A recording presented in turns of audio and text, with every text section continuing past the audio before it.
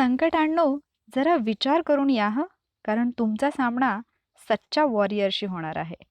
Good afternoon warriors आणि सर्व भावी अधिकारी. वॉरियर ऑफिसर या आपल्या एज्युकेशनल चॅनलवर मी सुप्रिया आपणा सर्वांचं मनःपूर्वक स्वागत करते.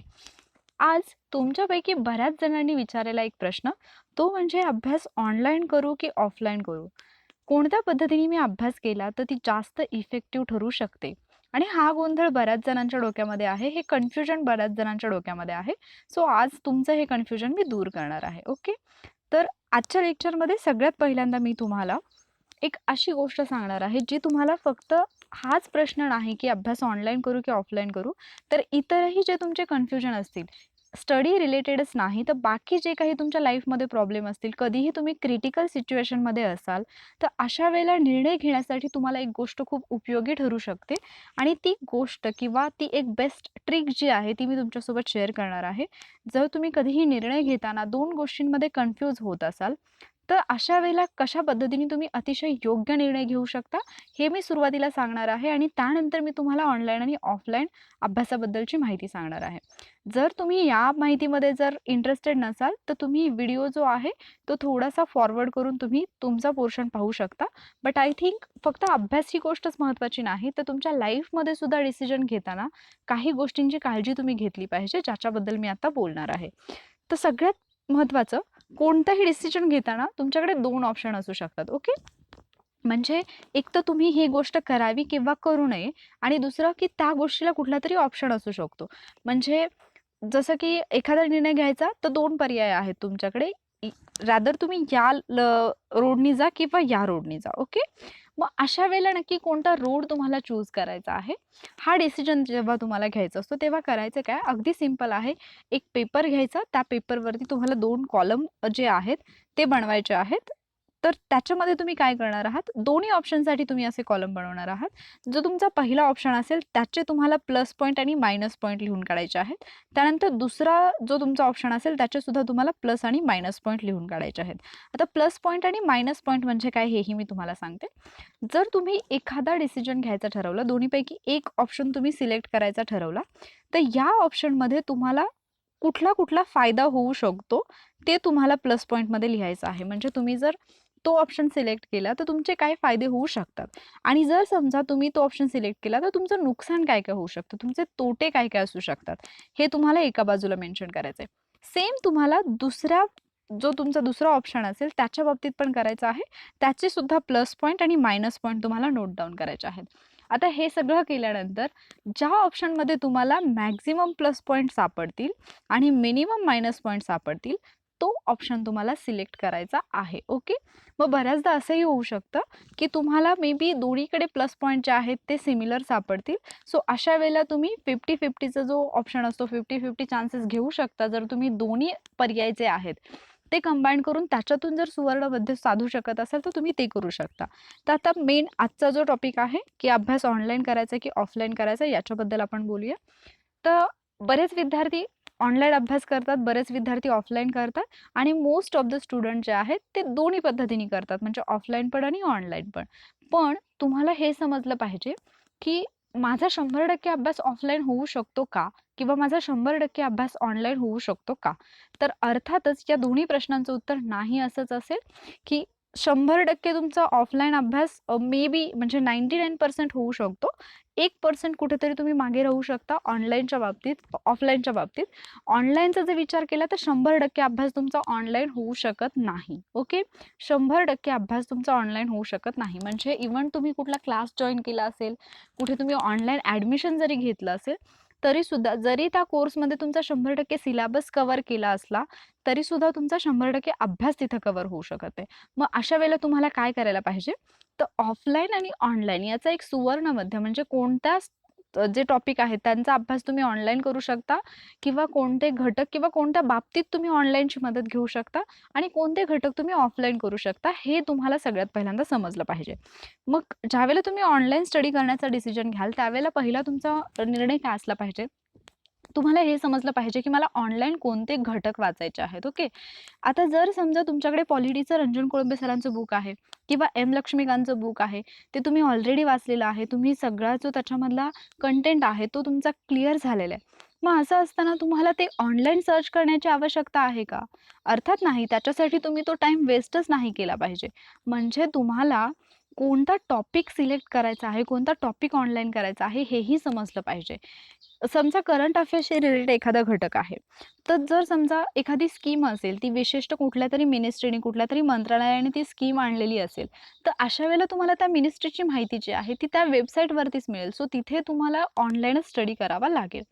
पण ज्यावेळेला तुम्ही ऑनलाईन स्टडी करता, त्यावेळेला सगळ्यात महत्त्वाची जी गोष्ट येते, ती म्हणजे वेळेचं नियोजन. तुम्ही म्हणजे इमॅजिन करून पहा किंवा स्वतःला ऑब्झर्व्ह करून पहा, की ज्यावेळेला तुम्ही ऑनलाईन स्टडीसाठी तुमचा मोबाईल हातामध्ये घेतात, तुमचा उद्देश काय असतो, की ठराविक एक कुठलातरी पॉइंट असतो किंवा एक कुठलातरी क्वेश्चन असतो, तो तुमच्या डोक्यामध्ये असतो आणि त्याचं उत्तर शोधण्यासाठी तुम्ही मोबाईल हातामध्ये घेतात, राइट?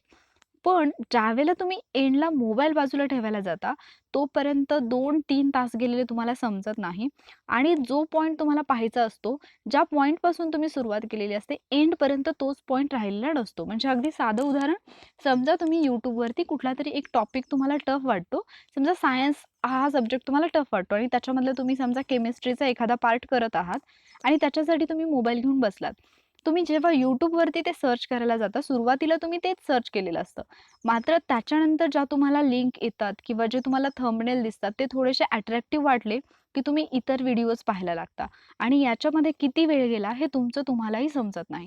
सो ज्यावेळेला तुम्ही ऑनलाईन स्टडीजचा विचार करता, त्यावेळेला सगळ्यात महत्त्वाची गोष्ट Telegram असेल, YouTube असेल, इतर कुठलं ॲप असेल, त्याच्यावरती किती टाईम घालवायचा हे तुमच्या हातात आहे. अनअकॅडमी हे एक ॲप आहे, जिथे तुम्हाला अभ्यासाशी रिलेटेड खूप चांगली माहिती मिळू शकते. तुम्ही तिथले सेशन अटेम्प्टसुद्धा करत असाल. पण पर्सनली मला विचारलं तर मी तुम्हाला अनअकॅडमीच्या बाबतीत एक सजेशन देईन. मी कोणालाही डिमोरलाईज करत नाहीये किंवा मला कुठल्याही अकॅडमीवरती किंवा कुठल्याही क्लासवरती कसल्याही प्रकारची टीका करायची नाहीये. जस्ट म्हणजे मी तुमच्या ॲज अ फ्रेंड म्हणून तुम्हाला सांगते, जर तुम्हाला तुमचा टाईम सेव्ह करायचा असेल आणि क्वालिटी स्टडी करायचा असेल, तर त्यांचे जे लाईव्ह सेशन असतात फ्री कोर्सेसमधले, तर ते सेशन पाहताना तुम्ही ते लाईव्ह न पाहता तुम्ही ते रेकॉर्डेड सेशन पाहिलंत, तर तुम्हाला जास्त फायदा होईल. याचं रिझन म्हणजे बऱ्याचदा जेव्हा लाईव्ह सेशन चालू असतात, तेव्हा जे स्टुडंट काही कमेंटमध्ये विचारतात, तर ते एज्युकेटर त्यांचे आन्सर्स देण्यामध्ये बिझी असतात किंवा बऱ्याचदा त्यांचा एक मार्केटिंगचा पार्ट असतो, जो त्यांना करावाच लागतो. तर ते मार्केटिंगचा पार्ट करतात, तर तिथे तुमचे म्हणजे जर तुम्ही 1 तासाचं लाईव्ह सेशन असेल, तर त्याच्यामध्ये तुम्ही पाहू शकता, की 20 मिनिटाचा सेशन हा तुमच्यासाठी खूप इम्पोर्टंट असतो. बाकीचे 40 मिनिट्स किंवा कधी-कधी 30 मिनिट्स जे असतात, ते तुमचे असेच जात असतात. सो जर तुम्ही रेकॉर्डेड सेशन पाहिले, तर ते तुम्हाला जास्त फायदेशीर राहू शकतं. हां, तुम्हाला जर एखाद्या टॉपिकवरती डाऊट असेल, तर तिथे तुम्ही जर लाईव्ह सेशनला गेलात आणि तुमचा डाऊट क्लिअर करून घेतलात, तरीसुद्धा काही प्रॉब्लेम नाही. पण मोस्टली जर तुम्ही रेकॉर्डेड सेशन पाहिले, तर ते जास्त फायदेशीर ठरू शकतं. ओके. हे तुमच्यासाठी जास्त महत्त्वाचं आहे. वेळेचं नियोजन जास्त तुमचं झालं पाहिजे. त्याच्यानंतर सगळी महत्त्वाची गोष्ट म्हणजे वाहत जाऊ नका. म्हणजे मी आत्ताच सांगितलं, की तुम्ही पाहायला आलेला आहात एक आणि नंतर तुम्ही दुसरंच काहीतरी पाहत बसलात आणि त्याच्यामध्ये किती वेळ गेला हे समजलं नाही. समजा Telegramवरती सुद्धा तुम्हाला काहीतरी डाऊट आहे म्हणून तुम्ही Telegram ओपन केलं. तुम्ही तुमचा प्रश्न मला विचारलात किंवा दुसऱ्या कोणाला तरी विचारलात आणि त्यांनी आन्सरच्या ऐवजी दुसरा काहीतरी प्रतिप्रश्न विचारला, तर तुम्ही त्या डिस्कशनमध्ये किती वेळ गुंतून गेलात हे तुमचं तुम्हालाही समजत नाही. सो या गोष्टी घडू नये, कारण या गोष्टी तुम्हाला अभ्यासापासून दूर नेत असतात. याची काळजी तुम्ही घेतली पाहिजे. सो ऑफलाईन आणि ऑनलाईन अभ्यास करताना सगळ्यात महत्त्वाचं तर पहिल्यांदा प्लॅनिंग व्यवस्थित करा, की कोणते टॉपिक तुम्हाला ऑनलाईन अभ्यासायचे आहेत. जे बुक्स तुमच्याकडे अवेलेबल आहेत, त्याचं तुम्ही अजिबात ऑनलाईनकडे जाऊ नका. आता लॉकडाऊनमुळे बऱ्याच विद्यार्थ्यांचे बुक्स जे आहेत, ते रूमवरती राहिलेले आहेत किंवा हॉस्टेलवरती आहेत आणि ते विद्यार्थी घरी आहेत. तर मग अशा विद्यार्थ्यांसाठी सगळं काही मटेरियल तुम्हाला आपल्या Telegram ग्रुपवरती अवेलेबल आहे. खूप सगळे बुक्स अवेलेबल आहेत. पण मला असं वाटतं, की ते सुद्धा तुम्ही बुक्स फाइल्समध्ये जाऊन सर्च करा आणि ते बुक्स तुमच्याकडे PDF डाउनलोड करून ठेवा. कारण तुम्ही जर डेली पुन्हा-पुन्हा ते विचारत बसला आणि सर्च करत बसला, तर त्याच्यामध्ये तुमचा टाईम जास्त वेस्ट होतोय.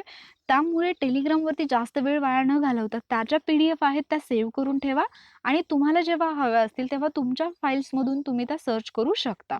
सो अशा पद्धतीने तुम्ही जर वेळेचं नियोजन केलं, तर अभ्यास ऑनलाईन असेल किंवा ऑफलाईन असेल, तो तुम्हाला 100% आउटपुट देणारा ठरू शकतो आणि हीच अभ्यासाची बेस्ट मेथड असू शकते. ओके.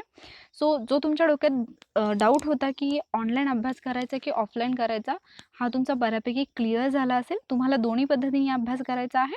मात्र ऑनलाईन अभ्यास करताना तुम्हाला थोडंसं टाईमचं जे आहे ते मॅनेजमेंट व्यवस्थित करावं लागणार आहे. वेळेचं नियोजन व्यवस्थित करावं लागणार आहे. तर तुमचा ऑनलाईन स्टडी इफेक्टिव्ह राहू शकतो. आणि कुठली साईट बघायची हे सुद्धा जास्त इम्पॉर्टंट आहे. तुम्हाला समजलं पाहिजे की एक्झॅक्टली कुठून तुम्हाला माहिती मिळेल.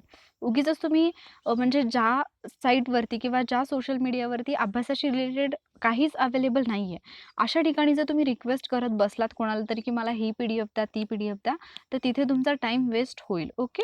सो आजचं जर लेक्चर तुम्हाला आवडलं असेल, युजफुल वाटलं असेल, तर लाईक करा, तुमच्या फ्रेंड्ससोबत शेअर करा. तुम्ही आपल्या टेलिग्राम ग्रुपला जॉईन होऊ शकता. तुम्हाला त्याची लिंक डिस्क्रिप्शनमध्येही मिळेल आणि त्याचबरोबर तुमच्या स्क्रीनवरती सुद्धा दिसत असेल. So stay safe. Thank you warriors.